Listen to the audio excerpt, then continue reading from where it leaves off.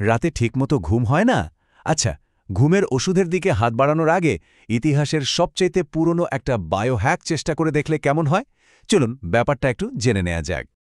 এই যে রাতের পর রাত বিছানায় শুধু এপাশ ওপাশ করা, অথচ ঘুম কিছুতেই আসছে না, এটা তো খুব পরিচিত একটা সমস্যা, তাই না? কিন্তু কি হবে যদি বলি এর সমাধান কোনো দামি ওষুধে নয়, বরং আমাদের ত্বকের উপরেই লুকিয়ে আছে? হ্যাঁ, ঠিকই শুনেছেন।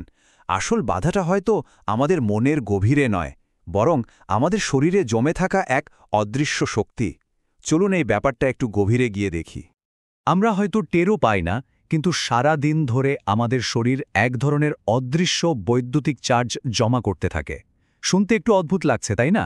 কিন্তু এটাই সত্যি। বিজ্ঞান এটাকে বলছে স্ট্যাটিক ইলেকট্রিসিটি। মানে, খুব সহজ করে বললে, আমাদের ত্বকের উপর এক ধরনের নেগেটিভ ইলেকট্রিক্যাল চার্জ জমা হতে থাকে। আর এই চার্জটা শরীরে একটা হালকা কিন্তু একটানা টেনশন তৈরি করে রাখে, যার ফলে কি হয়, আমাদের নার্ভাস সিস্টেম বা স্নায়ুতন্ত্র শান্ত হওয়ার সুযোগই পায় না, উল্টো উত্তেজিত থাকে। এখন প্রশ্ন হলো, এই চার্জ আসে কোত্থেকে?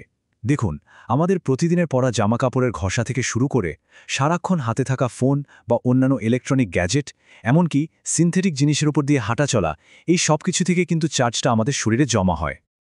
আর এই যে একটানা চার্জ জমা হচ্ছে, এটাই আমাদের নার্ভাস সিস্টেমকে একটা এক্সাইটেড বা উত্তেজিত অবস্থায় আটকে রাখে।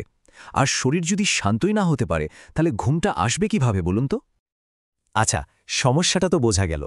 চলুন এবারের সমাধানে যাই।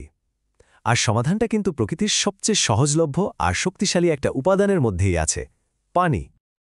একবার ভাবুন তো, বাজারের ঘুমের ওষুধগুলো কি করে? এগুলো শুধু উপসর্গের উপর একটা প্রলেপ দেয়।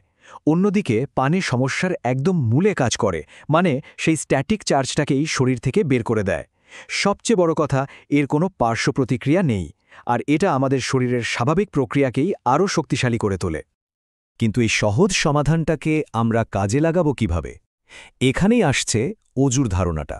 এটাকে আমরা এক ধরনের হাইড্রোথেরাপি বা বায়োলজিক্যাল রিসেট বলতে পারি, যা আমাদের শরীরকে ধাপে ধাপে ঘুমের জন্য প্রস্তুত করে। প্রক্রিয়াটা কিন্তু দারুণ। প্রথমে পানি যখন আমাদের ত্বকের সংস্পর্শে আসে, তখন উদেনে স্ট্যাটিক চার্জটা নিউট্রাল হয়ে যায়। এরপর শরীরের ভেতরের তাপমাত্রা স্বাভাবিকভাবেই একটু কমে আসে। এতে আমাদের উত্তেজিত নার্ভাস সিস্টেমটা শান্ত হয়ে যায়, আর সবশেষে মস্তিষ্ক ঘুমের জন্য একটা অল ক্লিয়ার সিগন্যাল পায়। পুরোটাই একটা প্রাকৃতিক জৈবিক প্রক্রিয়া।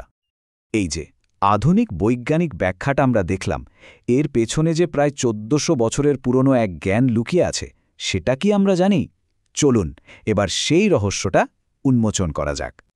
হ্যাঁ, এই পদ্ধতির উৎস হল নবী মোহাম্মদ সাল্লাল্লাহু আলাইহি ওয়াসাল্লামের সুন্নাহ। তিনি তো নিয়মিত ঘুমানোর আগে অজু করার পরামর্শ দিতেন।